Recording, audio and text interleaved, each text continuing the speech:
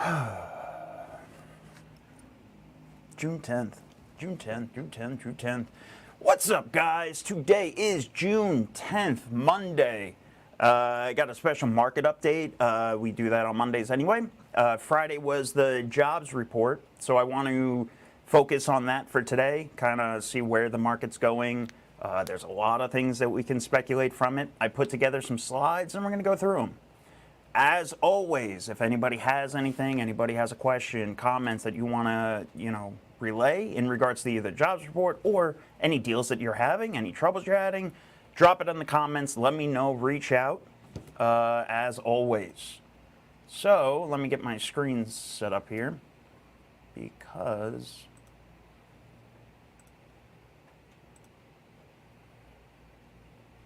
all right, cool. As always, I put it in the group. And then for today's, just to recap on it, I put the slides from today's call in the group. And then I also put the actual jobs report. If you are a nerd and you want to dive deep into it, you can go through here, all 30 some odd pages.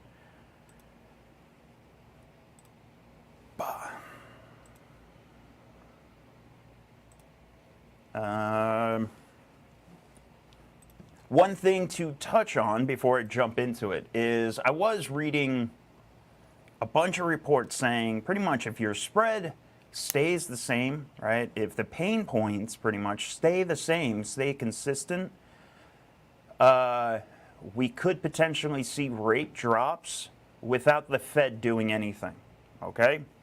So we might still end up getting the rate drops, what we want without the Fed actually taking any action, just because we've seen so much pain. We can jump into Reuters after. I'll jump into what I put together first.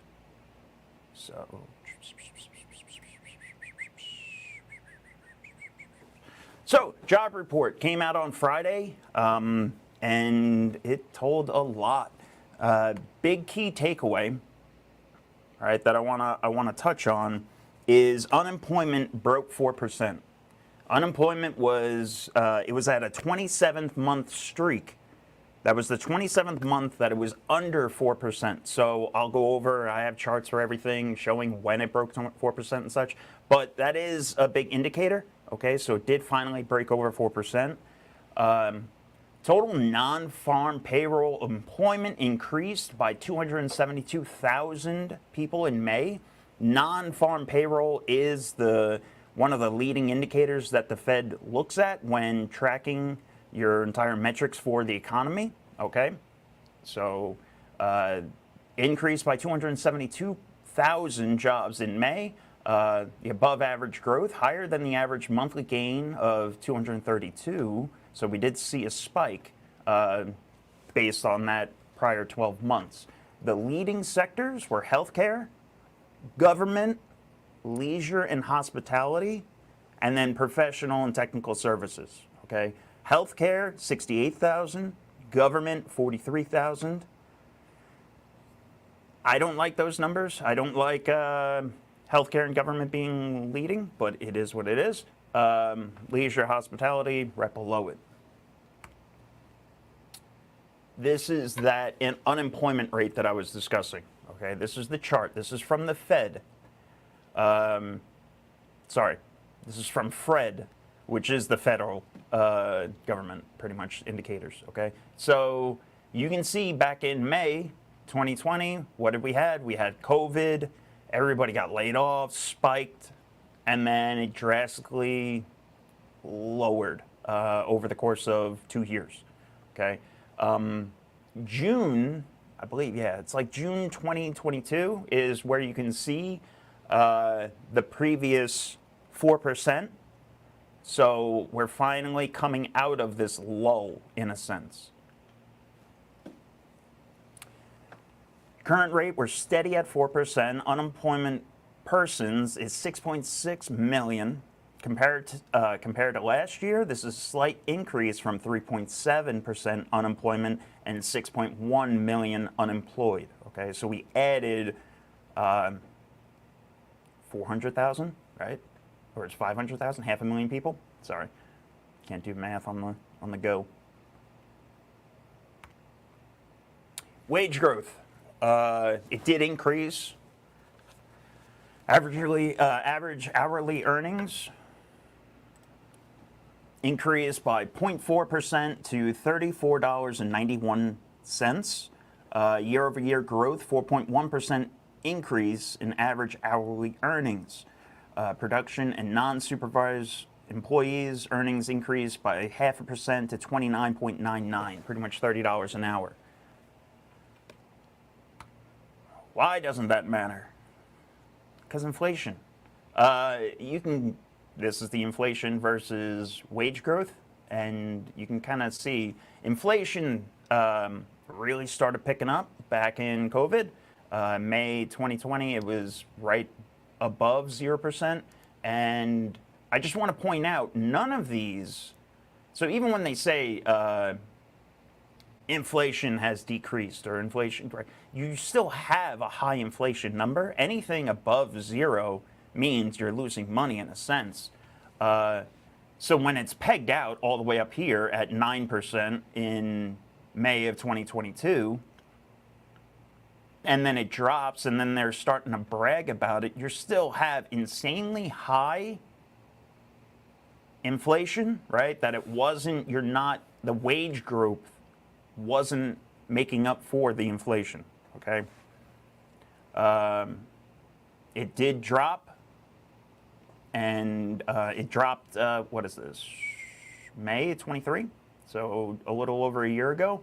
It dropped to where they are, they cross reference points, right? So now, if this kept on going all the way down, it would have been a lot better, but obviously it didn't. And now we're still steadying out. Why? Government spending. We're still funding wars and shit. It is what it is. Some industry-specific insights. So healthcare, we discussed it earlier. We continued growth, especially in ambulatory healthcare services, hospitals, nursing and residential care facilities, okay? Government, steady increase in employment all across the board, right? They were hiring IRS agents through the ass. Leisure and hospitality, consistent upward trend, particularly in food services and drinking places. Professional and technical services, these were noticeably increased, particularly in consulting and engineering services. Retail trade, growth in specific segments like building material and garden equipment, offset by losses in department stores and furniture retailers. We are starting to see a lot of commercial properties close up. One thing I didn't discuss on here is, and that would have been good to touch on, restaurants right now are bleeding. There are, I think, top 10 chains closing across the country are doing massive closings of box stores, right? You're talking about hundreds of them. That is part of the retail commercial center. Economic implications from I thought I deleted this. I didn't delete this one. Economic implications, so steady growth in key sectors suggests a resilient economy. What I'm getting at with that is the key sectors, these healthcare, government, leisure, they've been the leading jobs for quite a while now. So it is stronger in those sections. Wage increases indicate rising consumer purchasing power. Rates haven't changed much. So people are kind of settling out, and they're fine with that. Stable labor force participation and employment population ratio suggests a steady workforce engagement. I think it was 60.1 was the ratio for employment population. That's why I thought I deleted this slide, but it is what it is.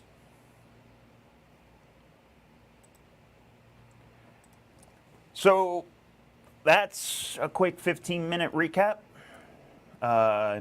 One thing I wanted to discuss was the format for the weekly calls that I'm going to be changing up. So, like today's call, I'm going to be more structured in having slides, things to keep my ADD on point. I was trying to do it on the notepad and then stumbling through calls. I want to provide you guys more detailed calls, all right? So, what that means is I probably won't be sitting here as long, okay? Now, if that call lasts up to 2 hours, so be it. I will absolutely be here as needed, up to 2 hours per day.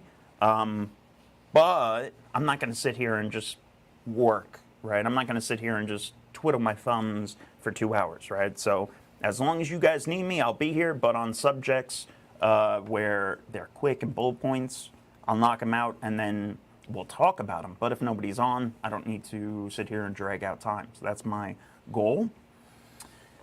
Next Thursday is our open office event. We are doing dispositions as the main topic of discussion. It should be a good one. Make sure you come on out for that. Everybody's invited.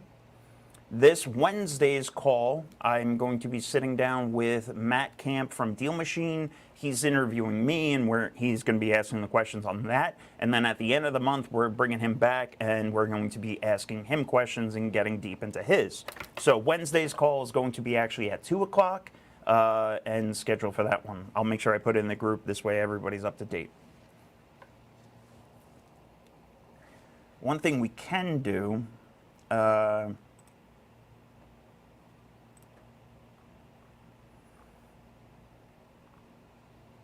is before the call I was reading Reuters, or however the hell you pronounce that ridiculous website. This one. And I was just going over their job reports, right? So my issue with the job reports is put out by the government, and I don't trust the government, whoever's in the government, let that be known. But oh, that's weird. Oh, no, never mind. Sorry.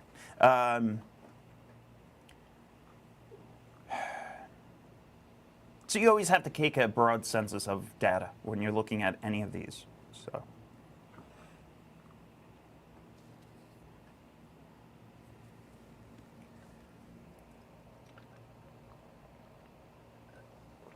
All major U.S. industries are now above their pre-pandemic levels of employment. The recovery was slowest in the leisure and hospitality industry, where early job losses were steepest. That's good to know. Yeah, this was, I guess that's why this was number 3 for the past year. It's because you had such a drastic drop-off to where they're now trying to refill roles. That makes sense.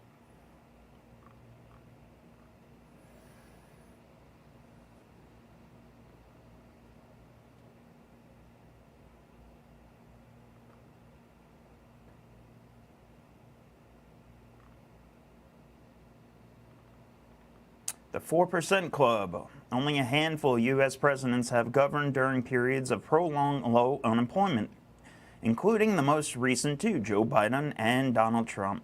Longest uninterrupted streak for 4% or lower occurred during the Lyndon Johnson and Richard Nixon admins. The lowest jobless rate, 2.5%, occurred during Dwight Eisenhower's term. He had inherited a sub 3% rate from Harry Truman.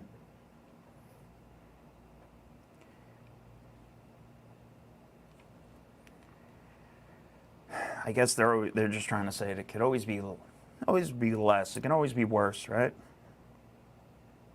The unemployment rate rose to highest since June 2022, snapping a streak of 27 straight months below 4%. This is what I started the call out highlighting, right?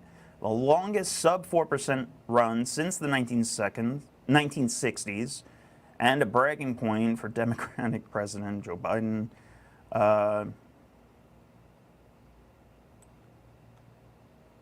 I don't care about that. Primetime workforce. Prime age workers from 25 to 54-year-old among the most watched demographics in U.S. labor market because they account for the largest chunk of available workers. Let's go men. even as the labor force shrunk. I don't care about that.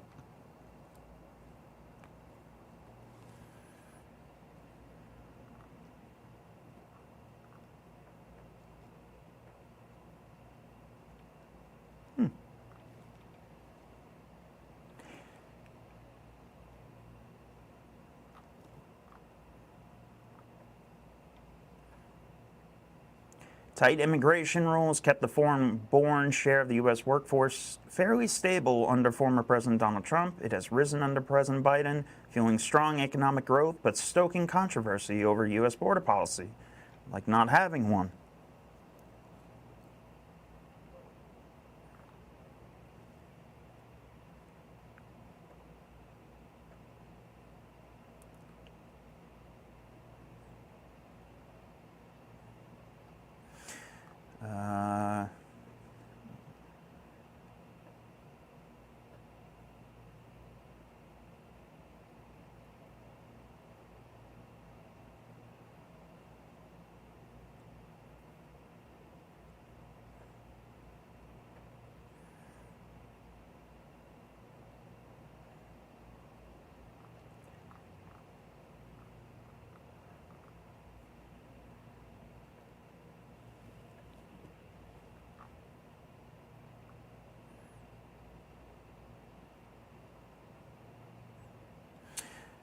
While the establishment survey of the latest employment report showed payroll jobs gain of 272,000, the household survey side showed employment drop precipitously by more than 400,000 jobs. The two frequently do not agree on the size or even direction of monthly changes, but over time do track each other. The household measure of employment has been flat for roughly a year, with declines seen in 5 of the last 8 months, while establishment survey has shown more than 250,000 new jobs a month on average. Economics say that at some point, one or the other must give. Which will it be?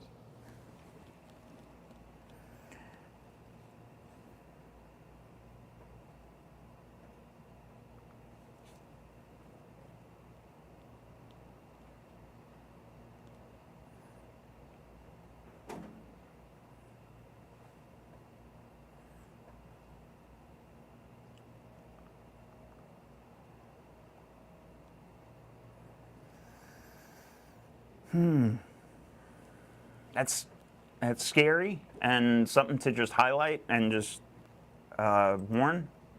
Again, this is why I don't like job reports and such like that. They can lie. 2 surveys comprising of Labor Department U.S. jobs report don't always agree on the size or even the direction of monthly changes in employment. But the disagreement has been stark recently, with the household survey describing a very different job market than the establishment survey of employers. Okay, employment change, household survey. Employment change, establishment survey. Why would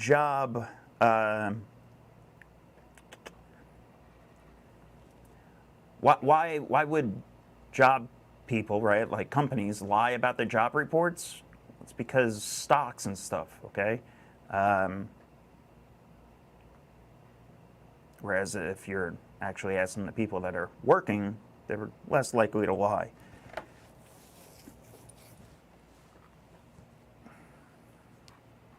Yeah. I don't have any more comments on that.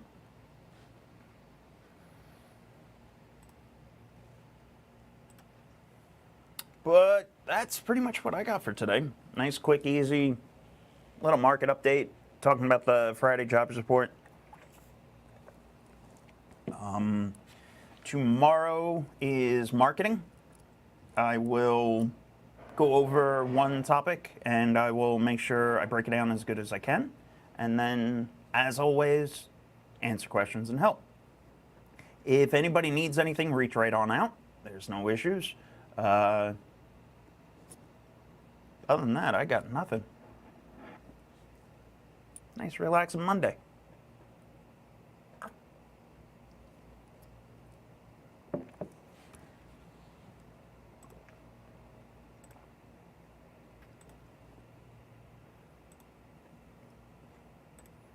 Oh, real quick, before I leave for the day, I had a call with a friend investor this morning, and he has a couple of rentals, not a lot, maybe 5, right? He's the typical mom and pop shop investor, has a couple of rentals, has a business on the side, like that's his main job as a business, and he just has real estate rentals and such as a side business.